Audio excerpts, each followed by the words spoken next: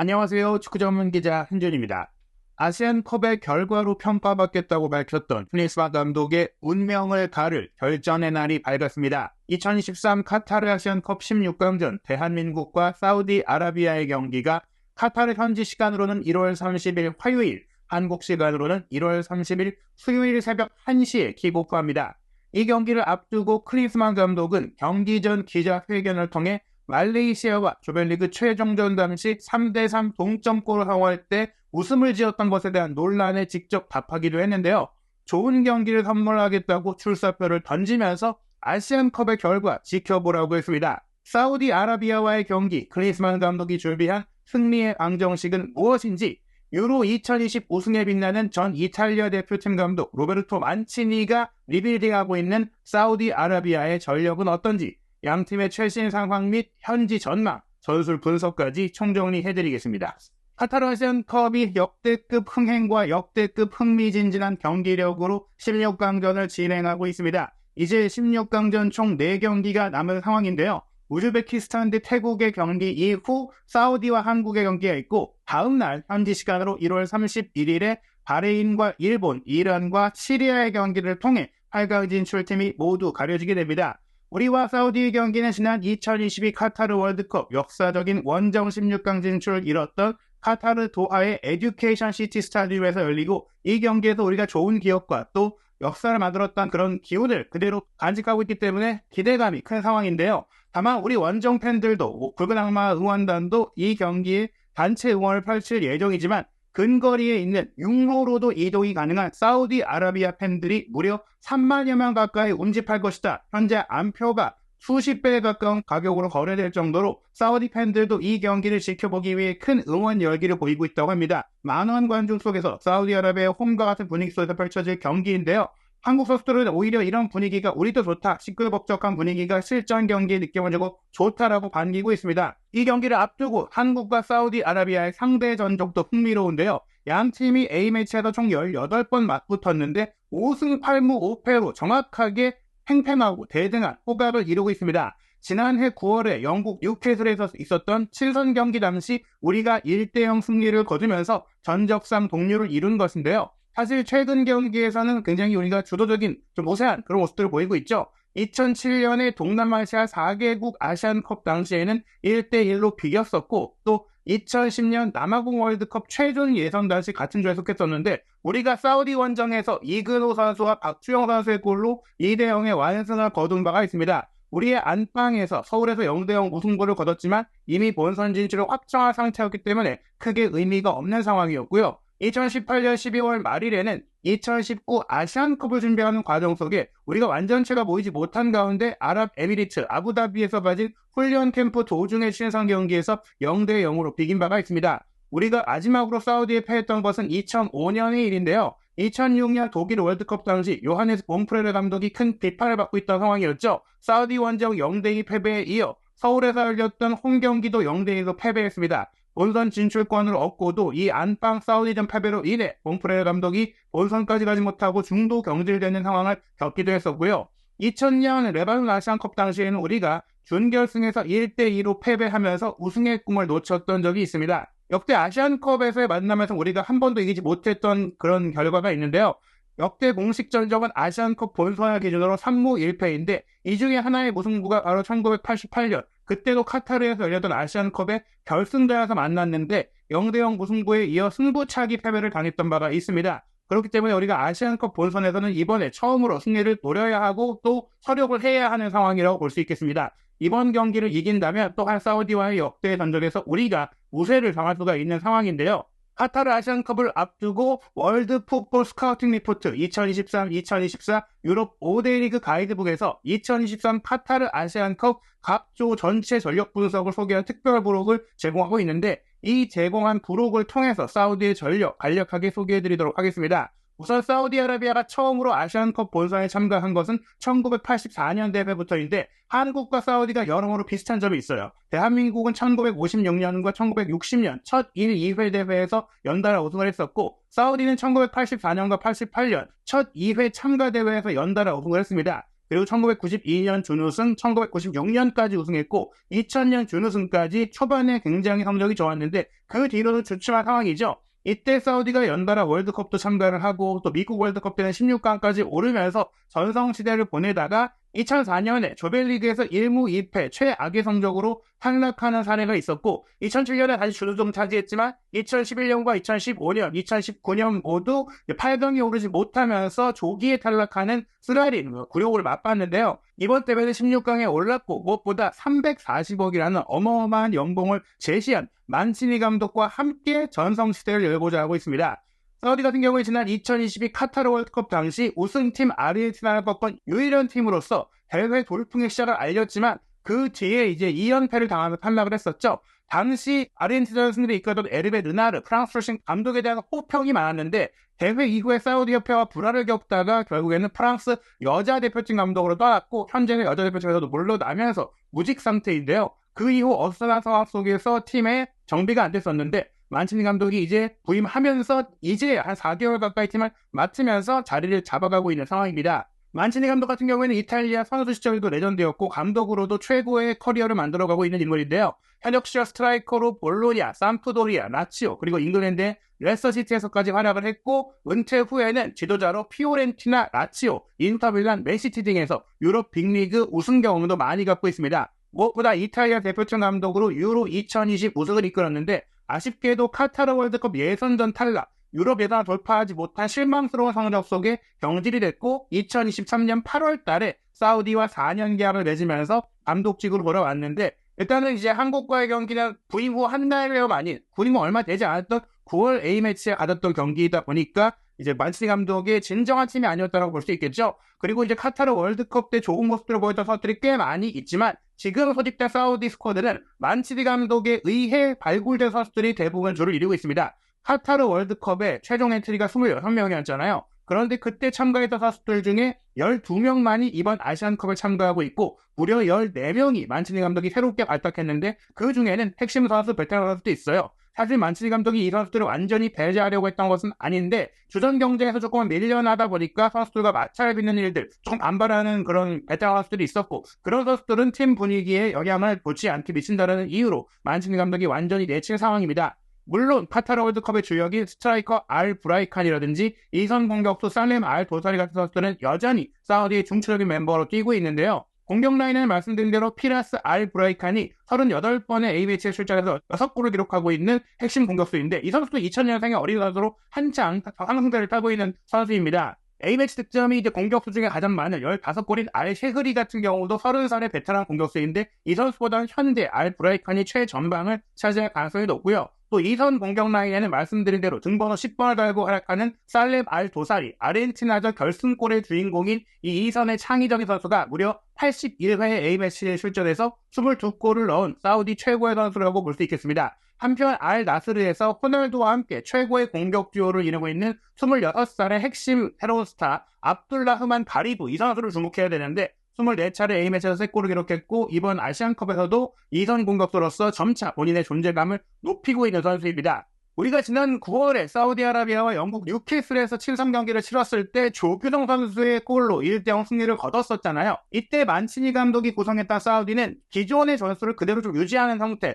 인수인기 과정 속에서 자신의 색깔을 입히지 못한 상황이었어요. 4-3-3 포메이션으로 경기를 운영했었는데 그때 선발 출전했던 11명 중에 딱 6명만이 이번 대회에 그대로 출전하고 있고 무엇보다 수비 라인은 알 블라이히나 탐박티, 압둘 하미드 같은 핵심 선수들이 그대로 조직력을 유지하고 있지만 공격 라인과 미드필드 라인은 알 도사리와 가리브, 한노를 제외하고는 스트라이커와 웨젤라와 중앙 미드필드가 모두 바뀌는 상황이거든요. 벤치까지 보더라도 기용됐던 선수는 7명밖에 이번 대회에 함께하고 있지 않기 때문에 그때 사우디와 지금 사우디는 꽤 많이 다르다고 볼 수 있겠습니다. 무엇보다 8월 말에 만치니 감독이 부임을 했잖아요. 9월 A매치 당시 코스타리카의 3대1 패배, 대한민국의 0대1 패배를 당한 이후 10월 A매치 때는 나이지리아와 2대1로 비긴 뒤 말리에 3대1로 패배했지만 그 이후에는 현재 본선 조별리그 3경기까지 사우디가 만치니 감독 체제에서 9경기 연속 무패를 달리고 있습니다. 11월에 있었던 월드컵 아시아 예선전 파키스탄과의 경기에 4대0의 대승을 거뒀고 이때 알셰흐리가 멀티골을 넣었고 가리브와 젊은 시니어 공격수 라디프까지 골만을 봤고요. 이번 아시안컵에서 돌풍을 일으키고 있는 요르단과의 원정 경기에서도 알셰흐리가 2골을 기록하면서 2대0의 완승을 거둔 바가 있습니다. 아시안컵 본선을 앞두고도 무려 3차례나 친선 경기를 가지면서 담금질을 했는데요. 레바논의 1대0 승리, 팔레스타인과 0대0 승부, 홍콩의 2대0 승리를 거둔 이후 오만과 키르기스탄과의 첫 2경기에서 연달아 승리하면서 조기 16강 진출을 확정했습니다. 태국과 0대0으로 비겼지만 이 경기는 거의 대부분의 선발 명단을 교체하는 로테이션을 가동했는데요. 무엇보다 주목할 것은 한국과의 첫 친선 경기 당시에는 4-3-3을 기반으로 경기했지만 아시안컵 본선 조별리그 3경기에서 모두 3-4-2-1 포메이션을 가동하면서 만치니 감독의 전술 색채가 완전히 투입이 됐다. 이렇게 보시면 될 것 같은데요. 사우디가 키르기스탄과의 2번째 경기 및 태국과의 3차전 경기 모두 로테이션이 있었음에도 3-4-2-1의 전술 구조를 유지했는데 최전방에 알브라이칸 그리고 라디프를 각각 배치하면서 진짜 9번을 앞에 두고 상대 포백 센터백과 경합하게 해둔 이후에 이선의 알도살이나 알가리브 같은 선수를 통해서 이제 파고들고 창의적인 플레이를 하게 만들고 좌우 윙백으로 압둘 하미드와 알브라이크를 배치해서 폭을 만들어서 하프 스페이스에 공간을 만들어주고 한노와 알말키 선수가 박스 투 박스로 움직이면서 배후 공간을 커버하는 것뿐 아니라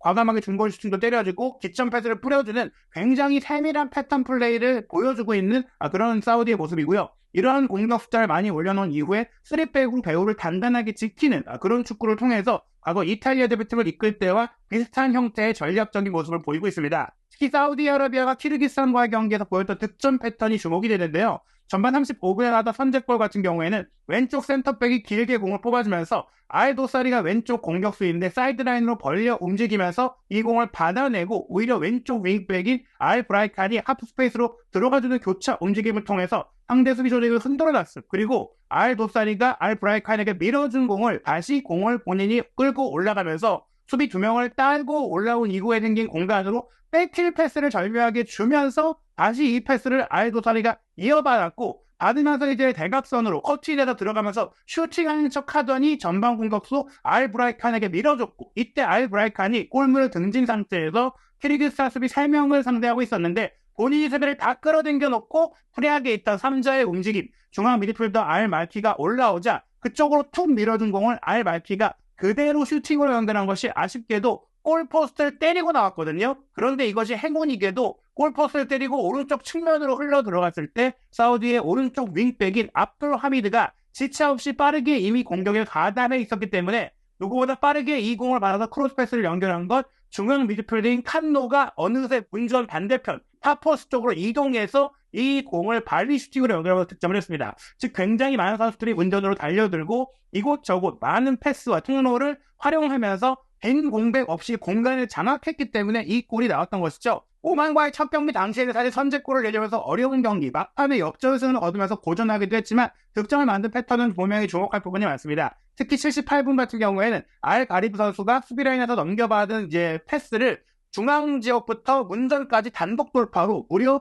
5명의 오만 선수를 개인 능력으로 돌파해내면서 좁은 틈 사이를 빠져나와서 오른발 슈팅을 골문 구석으로 찔러 넣었는데 이런 플레이가 경기마다 나오고 있어요. 현란한 개인 기술을 통해서 프리킥도 만들어낼 수 있고 또 혹은 결정적인 어시스트를 할 수 있고 상대 압박을 흔들어 놓을 수 있는 트랙으로서의 역할을 알가리브가 해주고 있기 때문에 알나스르에서 호날두가 많은 골을 넣고 있는 것도 사실은 알가리브의 이러한 돌파력이 굉장히 뛰어나기 때문인데 우리 역시 이러한 알가리브의 돌파를 잘 저지해야 된다는 걸 볼 수 있습니다. 그리고 오만과의 경기 후반 추가 시간 6분에는 코너킥 상황에서 센터백 라자미가 연결한 헤더 패스를 또 다른 센터백 알블라이히가 밀어넣는 상황이 있었는데 우리는 사실 박용호 선수의 자책골이 나왔던 상황도 이제 세트피스였고 세트피스 수비에 대해서 또 여러모로 어려움들을 겪어왔던 경기들이 있었기 때문에 이 역시 주의해야 하는 부분이라고 할 수 있겠습니다. 사우디가 실점한 상황을 보면 오만과의 경기 전반 11분 만에 상대의 역습에 의해 뒷공간이 크게 열렸고 오른쪽 측면을 돌파해서 컷백을 줄여던 상태에서 컷백을 받기 위해 움직이는 선수를 한 바퀴가 조금 무리하게 건드려서 넘어뜨리면서 페널티킥이 선언됐고 이 페널티킥으로 실점한 것이 사우디의 조별리그 유일한 실점이었거든요. PK로만 내줬다. 필드골이 하나도 없었다는 점에 있어서 사우디의 수비가 단단하다는 평가를 받고 있어요. 우리는 사실 조별리그에서 무려 6골을 가장 많이 실점한 팀이 됐고 사우디 같은 경우에는 실점이 사실상 거의 없었던 팀이라는 그런 점들을 고려한다면 사우디가 조금 더 안정적이다라는 평가를 할 수 있을 텐데요. 하지만 만치니 감독은 한국이 조별리그에서 6골을 실점하긴 했지만 8골을 넣었다는 점, 특히 공격력이 뛰어나고 공격진에 좋은 선수가 많다는 점을 간과해서는 안 된다고 하면서 한국은 여전히 매우 좋은 팀이고 전력이 강하다는 것이 변함없다라면서 경계했습니다. 집중력을 높여서 우리도 공격을 잘 한다면 분명히 찬스를 만들 수 있다며 우리가 조직은 좋지만 이제 결정력이나 득점력이 한국에 비해 떨어진다는 그런 시선에 대해서 충분히 해낼 수 있다. 그리고 이전에 한국과 했던 경기와는 다른 양상이 될 수 있다면서 좋은 결과를 가져올 수 있고 특히 이제 한국이 16강에 오른 팀 중에 최강의 전력인데 공격진뿐 아니라 모든 포지션에 가서 좋은 선수들이 있다고 덕담까지 했거든요. 한국의 대부분의 주전급 선수들이 유럽에서 활약하고 있어서 실력이 출중하고 경험도 풍부하다라고 이제 경기하면서 우리는 개인으로 맞서지 않고 팀으로 뭉쳐서 맞붙겠다. 조금 이제 약자의 자세로 한국전을 대비하고 있기 때문에 그런 점들이 우리가 더더욱 더 신경 쓰이는 부분이에요. 차라리 맞불을 놓으면서 치고받는 상태가 되면 우리가 그런 공간들을 잘 활용할 수 있을 텐데 이탈리아 특유의 이제 빗장 수비와 더불어서 좀 실리적인 축구를 구사한다면 우리가 사우디를 상대로 고전할 가능성이 충분히 있다고 볼 수 있겠습니다. 크리스만 감독과는 이탈리아 세리에 A 무대에서 선수 시절에 함께 경쟁했던 관계이기 때문에 서로 막역한 사이로 알려져 있는데 좋은 지도자라고 덕담을 하기도 했습니다. 한편 크리스만 감독의 경기 전 기자회견도 방금 전에 있었는데요. 토너먼트 첫 경기다. 상당히 기대가 된다. 빨리 하고 싶다라고 했고요. 더 많은 관중들이 오기 때문에 좋은 분위기가 될 것이다라고 기대를 했습니다. 가장 크게 논란이 됐던 게 외신에서까지 주목한 것이 바로 말레이시아와 3대3으로 비길 때 세 번째 이제 동점골을 내주던 상황에서 이 무승부의 결과가 일본을 피하게 된 상황이다 보니까 일부러 그런 거 아니냐, 오히려 이제 기뻐한 거 아니냐 이런 반응들이 있었어요. 크리스만 감독이 미소를 짓는 모습이 나왔기 때문인데요. 크리스만 감독은 일본을 전혀 피할 생각이 없었다고 말했고요. 그런 생각도 해보지 않았다고 하면서 조 1위로 올라가는 게 우리의 목표였고 말레이시아전도 우리가 점유율이 더 높았고 슈팅도 많았다. 하지만 마무리를 하지 못했는데 그러다 보니까 우리가 더 골을 넣을 수 있는 기회를 살리지 못하다 보니까 불안한 예감, 무승부로 동점골을 낼 수도 있다는 불안한 예감이 있었는데 그게 실제로 이루어지니까 허탈한 웃음을 지은 것이다. 이렇게 얘기한 겁니다. 어떻게 보면 이제 크리스만 감독이 전술적인 세밀함, 특히 공격 패턴의 세밀함을 만드는 데 있어서도 아쉽다는 평가를 갖고 있지만 축구인으로서 월드 클래스 선수였기 때문에 경기인으로서의 감이라든지 또 이런 선수를 읽는 부분들은 굉장히 뛰어나거든요. 경기를 읽는 부분도 마찬가지죠. 해설을 하나 분석가로서 분명히 뛰어난 것들을 보여주고 있는데 그런 예감들, 이제 그런 경험들을 이번 사우디와의 경기에는 조금 더 우리가 아쉬워하는 전술적인 부분들로 좀 연결할 수 있기를 좀 기대해봐야 할 것 같습니다. 만치니 감독과 사우디를 존중한다고 했습니다. 만치니 감독과도 선수로서 많이 상대해봤고 잘 아는 사이라고 했는데요. 내일 아주 어려운 경기가 될 것이지만 우리는 아주 우승에 목이 말라있다고 하면서 잘 준비하겠다, 우승까지 가겠다고 했습니다. 오형규 선수가 한국 취재진과의 인터뷰에서 사우디가 이제 필드골을 실점하지 않은 채 16강에 올랐잖아요. 그 부분에 대해서 아직 한국을 못 만났기 때문에 그런 것이다라며 한국은 사우디를 상대로 필드골을 넣을 수 있다고 자신을 했는데요. 크리스만 감독도 지난 9월에 만난 적이 있다고 하면서 이제 만치니 감독의 색깔이 나오고 있다. 하지만 상대를 존중하긴 하지만 우리의 목표는 다음 라운드 진출이고 우리가 조별리그 3경기에서 안 좋은 모습도 보이긴 했지만 선수들과 이야기를 하면서 보완하고 있다라고 말했습니다. 박진감 넘치는 경기가 될 것이다라면서 공격적인 경기를 하겠다고 했고요. 승부차기도 할 수 있다라는 말을 통해서 페널티킥 연습도 했다라고 암시했습니다. 이기고 다음 라운드에 나가는 게 중요하다고 하면서 좋은 경기도 하겠다라고 했는데요. 한국의 이제 기자들에게 농담 삼아 결승전까지 호텔을 연장해도 좋다라고 얘기했는데 이 부분에 대해서는 농담일 뿐이니까 그건 개인의 선택이다. 하지만 그런 약속, 그런 말을 지키기 위해서 좋은 결과를 얻으면 되는 부분이기 때문에 부담을 느끼지 않고 있다고 했어요. 강팀을 만나도 자신감을 갖고 있고 팀과 선수들을 믿고 있다. 내일 어려운 경기가 될 수 있더라도 원하는 목표를 이루기 위해서 긍정적으로 준비하겠다라고 했습니다. 사우디와 아시안컵 본선에서 이제 이긴 적이 없는 그런 기록에 대해서 외신 기자의 질문도 있었는데요. 부담스럽지 않느냐라는 질문에 대해서 누구도 두렵지 않다라는 말로 자신감을 표했습니다. 아시안컵 우승을 이루겠다라고 또 한 번 이야기를 했는데 아시안컵 결과를 통해서 평가받고 이제 그 부분에 대해서 그 책임을 지겠다. 자신의 재택근무 논란이라든지 전술적인 부분이라든지 많은 논란에 대해서 결과로 책임지겠다고 했던 크리스만 감독이기 때문에 이번 경기가 그 어느 때보다 치열하고 또 뜨거울 것으로 예상이 됩니다. 이 경기 개인적으로는 역시 이제 조규성 선수를 그대로 중요하지 않을까 생각이 들어요. 저 개인적으로는 손흥민 선수를 최전방에 배치하면서 미드필더 숫자를 늘리는 게 지금까지 일어났던 중원의 공백이라든지 빌드업의 문제를 해결할 수 있는 보관이라고 봤지만 크리스만 감독이 준비했던 체력 훈련의 결과가 이번에 이제 경기부터 조금의 결실을 맺기 시작한다면 중원을 조금 삭제하더라도 빠르게 공격진으로 공을 투입하고 이제 때려박는 축구, 화끈한 축구를 통해서 빠르게 골을 얻어내고 좀 많은 골을 넣어서 실점을 하더라도 다득점으로 이기는 그런 축구를 구성할 것 같은데, 조규도 선수를 최전방에 두고 손흥민 선수를 세컨드 스트라이크로 두고 왼쪽에 황희찬 선수가 배치되고 오른쪽 측면 공격수가 이강인 선수지만 실질적으로는 이강인 선수가 맷잘라 위치로 들어와서 플레이메이킹을 하고 오른쪽 윙백이 김태환 선수가 사이드에 높이 올라가서 윙어 역할을 해주는 형태로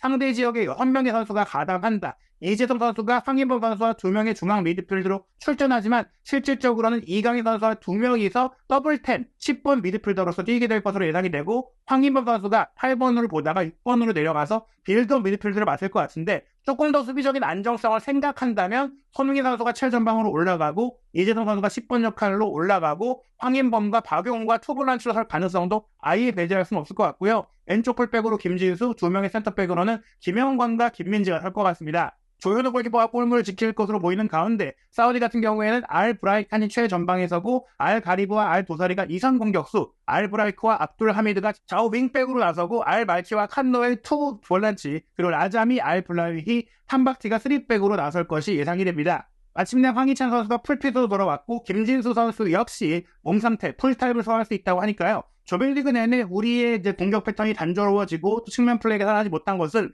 결국에는 황희찬과 김진수의 부재 속에 왼쪽의 균형이 오른쪽의 이강인이라든지 중앙과 이선에 손흥민 선수와 시너지를 내지 못했기 때문인데, 황희찬 선수가 제목만 해준다면 크리스만 감독이 친선 경기에서 연전연승을 할 때 보여줬던 그 플레이가 나올 수 있지 않을까 생각이 됩니다. 옵타이 디 애널리스트는 조별리그 경기가 끝난 이후 여전히 일본이 우승 확률 18.9%로 1순위라고 꼽긴 했지만 호주가 16.9%로 일본에 이어 2위로 치고 올라왔고 일본과의 격차가 굉장히 좁아졌고요. 한국은 반대로 9.1%로 우승 가능성이 5위까지 떨어지면서 2위에서 호주, 카타르, 이란에게까지 밀리는 상황이 됐습니다. 사우디 같은 경우는 한국보다 낮은 7.4%의 우승 확률로 사우디도 조별리그에서 그렇게 신통치 않은 경기라고 보였다는 평가를 받았는데요. 호흡에서는 이 경기가 49%의 무승부 확률, 비길 확률이 높다. 즉 이제 무승부가 된다는 건 연장전으로 넘어가서 승패가 갈릴 것이다. 내지는 승부차기로 승패가 갈릴 것이다. 이렇게 보고 있는데요. 그래도 29%로 한국이 조금 더 우세하다. 사우디의 승리 확률은 22%로 조금 낮다라고 보고 있습니다. 실제 유럽의 14개 스포츠 베팅 업체의 평균 배당률을 보면 사우디 승리가 4.57배, 무승부 3.60배, 한국 승리가 1.73배로 한국이 더 우세할 것이다라고 보고 있는데요. 과연 이 경기 크리스만 감독의 후원 장담처럼 우리가 사우디를 꺾고 8강에 올라 우승 가능성 64년 만에 우승을 이룰 수 있을지 한주TV에서 그 결과와 분석, 현지 반응까지 확인하시기 바랍니다.